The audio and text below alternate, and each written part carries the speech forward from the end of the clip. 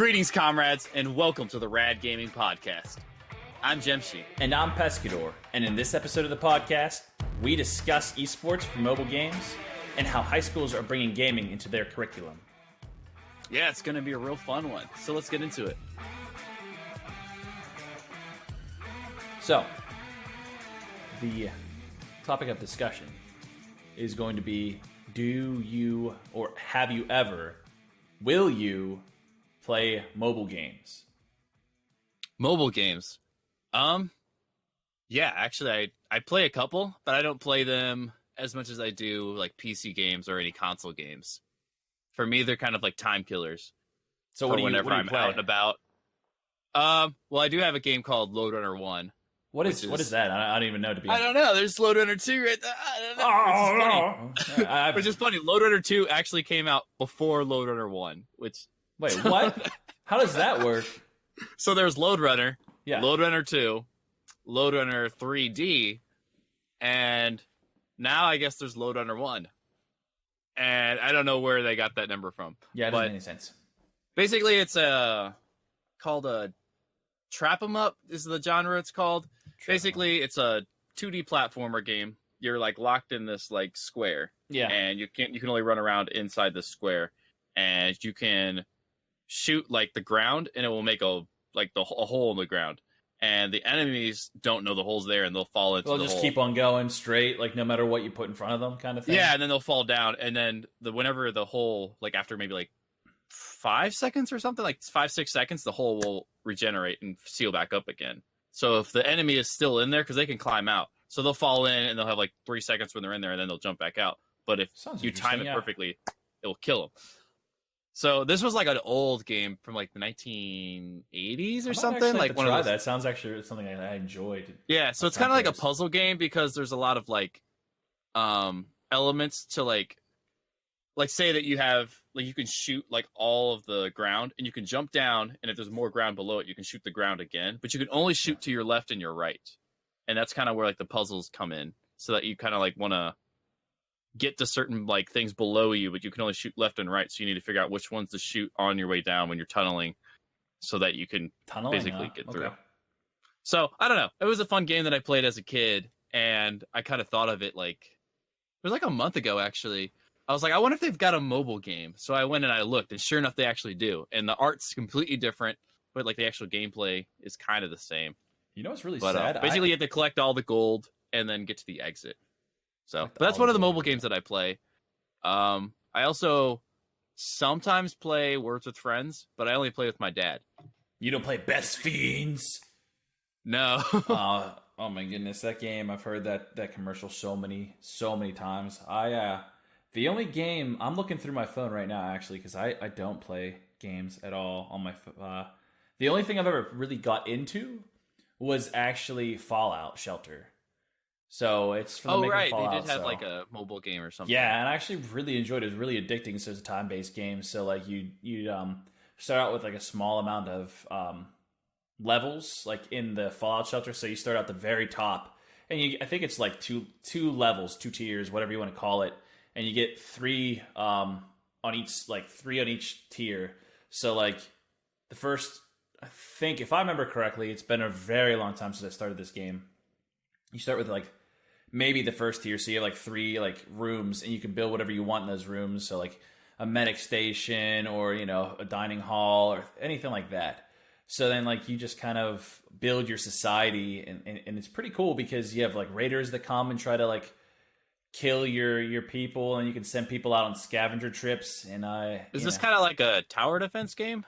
Kind of. It has some aspects of tower defense, I guess, because you have to have guards guarding the vault door, and you want to make sure that like in order to get stuff, you need to like scavenge for things, and you do it time based. So like you can tell like a guy to scavenge for like, I don't know, like you let him go out for so long, and then you tell him to come back is basically what it is. So like you can let him go out as long as you want, and he or she can pull back whatever amount of loot they have, bring it back to the camp, and then you can like equip. And I'm guessing the longer you let them go, the more chance that they are going to get something better, but they probably die out there or something. Yeah, you can. Like I don't know if they changed it, but what they used to do is they used to make it so that you can use a stim pack just to kind of revive the person that's out there. I don't know if they changed that it's like permadeath or what. I've never faced permadeath yet, but I've never gotten really like deep into the game. I remember playing it like I went on a cruise with my one friend, and like the entire time I was there, I was just like, we were just relaxing. So I was just playing like Fallout Shelter like a fiend, and then I got back to the real world, and I got back to my game. So I was able to like game it up. But to be honest, man, I don't find like phone games like appealing to me. I mean, if there was a good game, I mean, I would enjoy playing it for a while. But I mean, I haven't found that game yet. Yeah, I think the one thing that annoys me with mobile games is that it's they're very like microtransaction heavy to like accomplish anything, get anything kind of like done in the game, or they kind of like have like time. It's mostly time based, like, yeah. Like you got to wait an hour or something, or you can pay now and you can keep going or something. I think that gets a little annoying. I like those games. It's kind of funny because a lot of PC games are doing the same. But yeah, I was gonna say more or less on the lines of I know that people, my friends, like they have this competitive like RTS like tower defense games against each other. So like it's time based. So you build your tower wall, but your friend's building the tower wall before you. So obviously he's gonna be done before yours. So like you're like, I don't want him to destroy me, so maybe I'll pay extra money to get the tower built in time, kind of thing. And it's not for me. I don't know. I just don't. Yeah, I don't like pay to win kind of games. And I think it's kind of funny when you think about it that mobile games, when you think of a game and it's like $5, how expensive does that sound to you? I mean, it doesn't as sound a mobile that. Game. I mean, as a game, if you enjoy it, like a mobile game. Like, would you pay for a mobile game that's $5? See, man, that's where you get me because I don't pay for mobile games. Right. That's what I was getting at. Is that I don't think that like anybody really wants to pay for a mobile game. Like they're like, I already paid for my phone, which is already probably the most expensive thing that, for some people, it might be more expensive than their actual gaming computer. I don't know. It might maybe just as much. True. Some people can be taking it on a laptop and have like the newest iPhone, so. Right. But I think it's just kind of funny that like they're like, I spent all this money and I'm not going to pay for a game. And I think they always want like a free game. But then the games are like, well, I got to make money somehow, so I'll just slap a ton of ads in there. And that's where, for me, I get annoyed because it's always like you got to wait 15 seconds for this ad to go by. That's my favorite part. And that's kind of why I don't really like playing mobile games to begin with. It's like I don't like. You start getting into the game and you're just like all of a sudden it's like, check out, this store. This store has all this thing. Or an ad for another mobile game, which is just like, yeah, and it just gets so frustrating. Which is like the Words with Friends is the one that it infuriates me. And like after you finish a word, doesn't the ad pop up right after? And you have to wait for like 10 seconds or something. I don't know. It feels like forever. And it's funny because my dad and I have like a couple different games going on, like maybe 4 or 5 games going. Yeah. So if I want to play them back and I want to play them, I have to like go through an ad for each one. So I found it's actually faster to like almost close the app, reopen it to like play them again. Really? Like, I find that's actually faster. Sometimes really it makes me feel better because like I feel like something's actually happening and I don't have to sit there with like all these weird ads. You're that just like sitting there like, dude, I've seen this ad like 60 times. Yeah, and it's always the same ad every single time. You know what's and that's what gets so. Did you ever get onto the huge thing about Temple Run? I actually don't think I've ever played Temple Run. You're kidding me, right? I mean, I played it. I played it on like other friends' phones. I didn't have a smartphone at the time that game was actually really popular. I had a flip phone. Have you ever seen those videos like on YouTube with people just getting so out like so much rage from playing Temple Run? They just slam their phone so hard against the ground. I mean, I've seen quite a few of those videos that game really does do that. Like it's infuriating. I mean, it looks kind of fun, but like I think after a while, I don't know if I would play. I know there's a lot of games that like Flappy Bird. That was like fun when it kind of came out. Ooh, what was that one game? Flappy Bird was fun for a little bit. See, now you're making me think of all the other games I did play. What's that bird launches the Angry Birds. Angry Birds, thank you. I couldn't think of the name. I don't know why, but I used to play Angry Birds a lot. Like I do like games that like you have to kind of think about something. So I got to look through my games. There's some kind of strategy involved. Yeah. I used to play when I got my first smartphone. The first games I got were Words with Friends and Draw Something. Did you ever play Draw Something? Yeah. Draw Something was really fun. And that's the one I loved. I loved that game because I would be like putting so much effort into all my drawings, and everyone I think I got annoyed when people like started playing back, and then they just kind of like fill in the blank, and it's just like, that's not fun. I'm playing Hangman now, but like, you know, because you would get like all the letters, but you had to unscramble it, and just figure out the word. But it was just like kind of annoying when they wouldn't put as much effort into it. So is there any game like I had to look this up, but is esports even like with phones? Like I don't know how it works. Like, is there any competitive games? There's like 1 or 2 games that has like they've got their own like competitive. Is that what is it? Oh god, Clash of. Are you talking about like Clash of Clans or? I don't know what I'm talking Clash about. You Royale. tell me. Clash Royale. Something like that. Yeah, something like that. I think. Well, it's Dude, one of those. I want to know. I want to know now. I want to kind of look this up. So on the list of mobile esports games, I give you a mobile esports games to watch list, which is kind of nice. Clash Royale. You got right. Honor of Kings, Arena of Valor, Vainglory. Oh, I think I've heard of that one. Vainglory? Yeah, I've heard of it. Just I haven't played it, but I've heard about it being kind of like a big one. I've never. None of these games are really. I mean, Clash Royale. I've heard obviously because of our previous podcast, but I don't know any of these games really. Summoner's War and Mobile Legends. That's the list to watch. So, I mean, and then you said that PUBG Mobile is now a new esports game.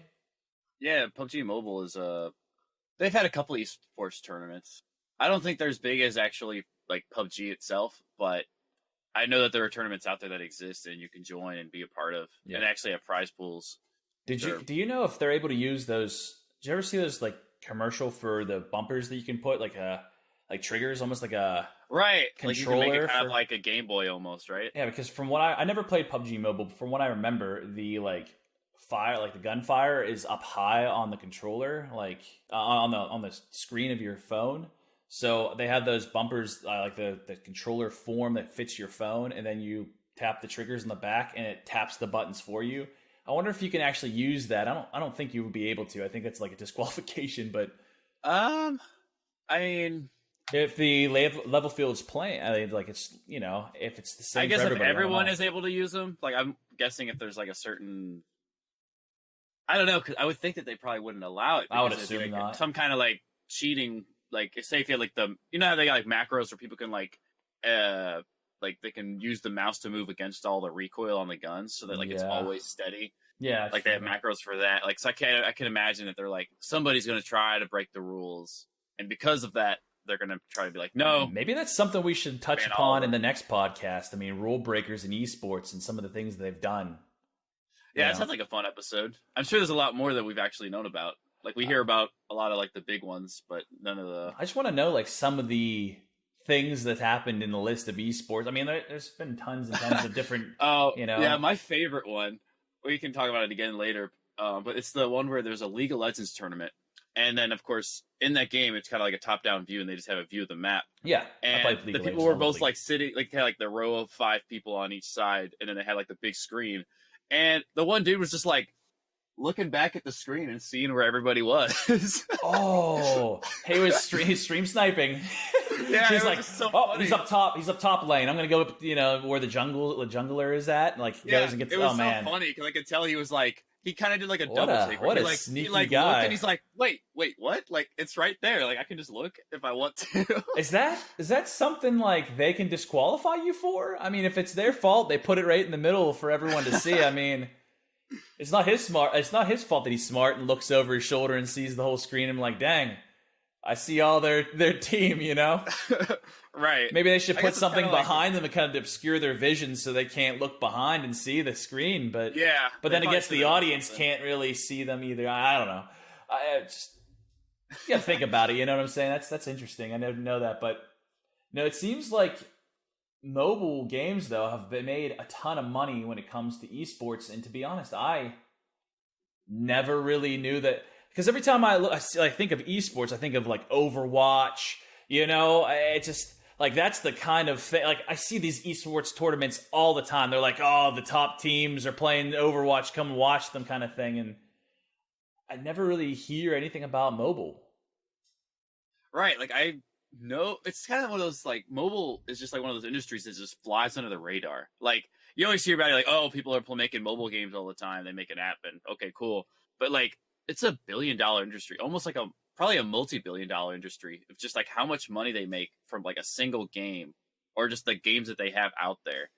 It says like the games are like 2 million active players and grossed $1.9 billion in 2017. I know it's 2019. I can only imagine that number has gone up, but that's right. That's and I impressive. think with esports, I think when you take your game into the esports arena, like when your game is an esports game and like has tournaments and prize pools, I can only imagine that your player base just grows because some people get into it because they're like, well, if I play this game, you know, I'm not just wasting money or time. Like I could win money, you know, possibly by playing this game. And I can imagine that it would kind of keep people in. Like people don't fall away from the game because they're like, well, like, you know, people are making money when they play this game. So it's like, you know what I'm saying? Like people will be like, oh, if I just play basketball and then nobody wins money or gets paid to do this, then why would I play basketball? You know, like it's just a waste of time. Really crazy is the fact that I know that high schools are now trying to pull esports into their curriculum,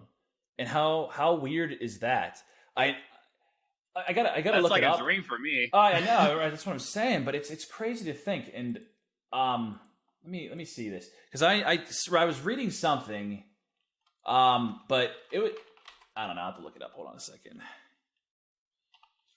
Yeah, but that would be like a dream come true for a lot of people that like, oh yeah, I'm going to take the gaming class, the game about esports. Then like, hey, here's how to play a first person shooter or something like that. Or like, here's like a MOBA.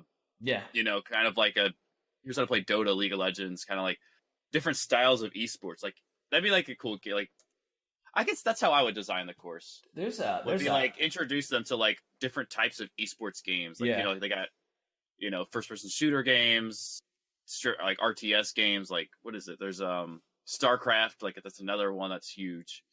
I want to say StarCraft is actually one of the biggest esports games out there.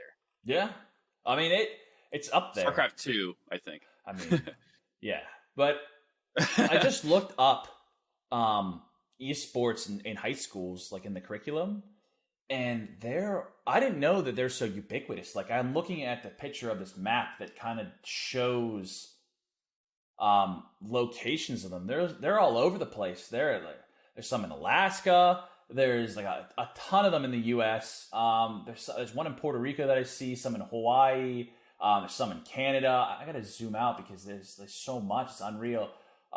There's a lot of them. Actually, it's like weird. Okay. It shows that most of them are just like, I don't know if it's just I think it's just partners for their specific brand of esports training, but it's everywhere. And it's crazy to think that you can just go to school and be like, bye mom, bye dad, I'm going to school and I'm not coming home right away because I'm going to be training for, you know, a tournament for gaming. Like it's crazy to think because, you know, I used to play, I don't know what you used to play, but I used to play like baseball, football, and soccer. And I used to say, Mom and Dad, I'm going to be late. I'm going to go play these sports after school. You've got practice after school. And it's so weird because my parents would be like, you know, I'd go home and play video games. I'm like, you're wasting your time while you're doing that kind of thing. And you can just be like, hey, Mom, hey, Dad, I'm really good at this game. So I'm going to be in an esports team. And I could possibly get a scholarship to go to a school to play esports for a particular school. Like, what? That blows my mind, you know? Yeah, I just think that, like, it just kind of puts it on its, like, flips it over again, because it's like, okay, well, will people be playing actual sport, like, you know, baseball, basketball, like, will people kind of start not joining those now when they could be like, why, I'll just join an esports league, you know, like, I'm better at playing Halo or, you know, whatever game is out that's like popular. A fantastic, like, idea for these companies to just go into schools and be like, okay, well, get them started when they're young, you know? If esports, it's kind of like the NCAA. I mean, like college football in general is huge. They make a ton of money off of the athletes, but the athletes don't get money in return. It's just like basically a huge wave of revenue coming to that company. Yeah, I think they get that a full ride scholarship, but that's about it. I mean, yeah, and that is a lot of money depending on. But they make billions of dollars off these kids. Yeah, but compared to the revenue that the actual whatever the college football league makes, it's just insane. And that's what I'm saying. Like, think about it. They can do the same thing with esports gamers. I mean, you're going to go to, I don't know, Harvard. Let's say Harvard has an esports team. Like you're going to go to Harvard and play esports. You can get a scholarship. And people are going to want to watch, man. And they're going to pay a ton of money to watch. And there's these tournaments, It's unreal. You think about it. It's honestly going to be such high in demand. I can't even imagine. And I think a lot of high schools now, or at least like middle schools, they have it's not it's not like an extracurricular sport or whatever, but it's kind of like a club. They have the video game club where people kind of get together. Like, oh, you play this game that I also play. Let's try to make a little team, together and try to. Back in the day, it was like chess club for me, man. And I you want to go and join chess club, and I'm like, sure. I mean, I played for a little bit and I sucked and I got destroyed and it's fine. But can you imagine you want to be in a Halo club, you want to be a League of Legends club, you want to be in a Overwatch club, you want to play, that's insane. I think it's a lot of putting your opponent in the situation that they are unprepared for. That's really the key to chess. If you're just kind of more experienced, you've been in more situations and how to navigate your way through play. Can you imagine though? Think about it. I know that teachers have to head areas of things like that. So you have to have a coach, right? So they're gonna hire someone that's a professional esports player, or at least hand into your resume, but I play Halo for 60 hours a week. I think I can handle these. You know what I'm saying? I can whip these kids into shape. I play Overwatch. 24/7. I think it might be just if you've played video games. I'm sure there's a lot of people that are teachers that probably just nah, video games just aren't my thing. But can you imagine? Oh man, I want to hand them my resume. I want to be I'm gonna teach these kids how to, how to use Junkrat right. Scope. Yeah, but teabagging down opponents and stuff like that. I'll teach them that. Yeah, why not? Playing some Apex Legends that goes esports. I'll have them slide teabagging everybody. Teaching these kids the right way to do things. The one thing that I'm kind of curious about is that I wonder if there's a game that helps people, because with basketball, baseball, there's a lot of drills that you go through. You're not always just playing the game. You're playing drills that are okay, you practice your batting. You just go out and bat against different types of pitches all the time. Yeah. And then you go out and do a lot of fielding. You throw and you kind of shuffle around. Yeah, you practice that particular, drill so that it becomes second nature whenever you're in the game. Those things, you're worried more about strategic play, how to make, where you should be in position and rotate and stuff like that.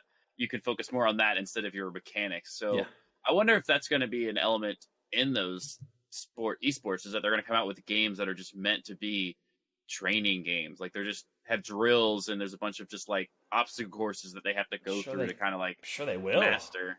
That's pretty smart. I mean, even putting very high difficulty, or they just let these kids play with people online, and train that way. And as they're yelling "bitch, you suck," kind of thing, in the background, No, but I really, what really blows my mind is, so how they have sports and they try to find someone that fits that particular sport. So your soccer coach isn't going to be a baseball expert and then be oh, close enough, kind of thing. Right. He's an expert in something.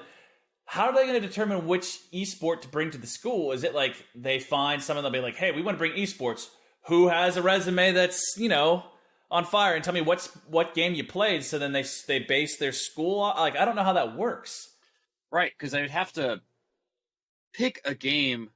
Because I can imagine, because it's a school, high school thing, that they're probably going to be similar. Okay, because I don't know if you had this when growing up, but I had a rival high school.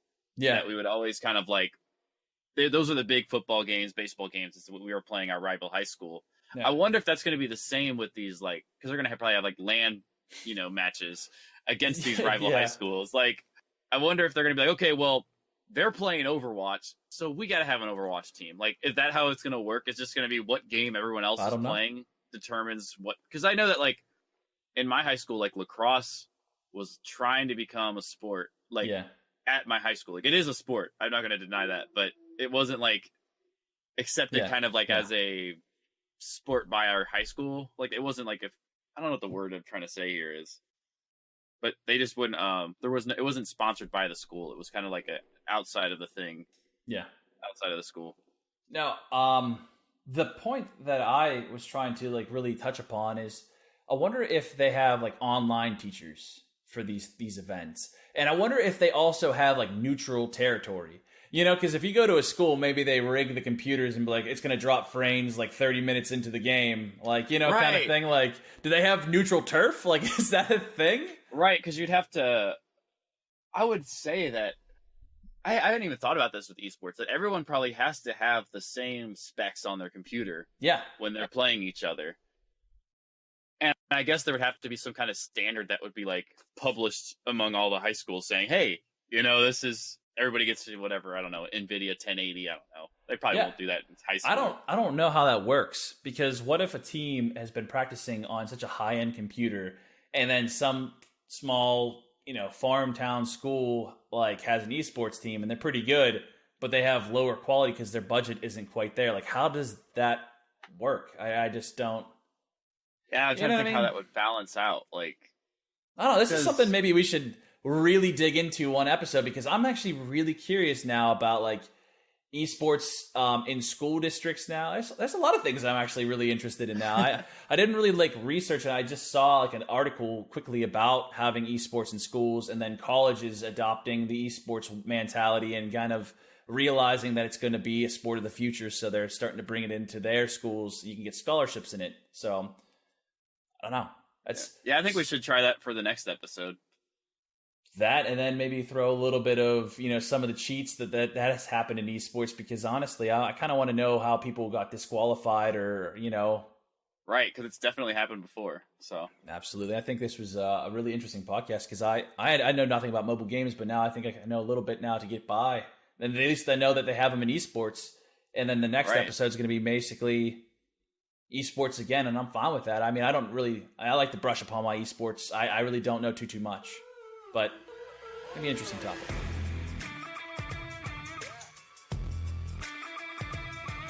And thanks for listening to this episode of the Rad Gaming Podcast. And make sure you subscribe for more video podcasts on our YouTube at youtube.com/radgamingpodcast. You can also find us on iTunes and anywhere else you listen to podcasts. And as always, stay rad, comrades.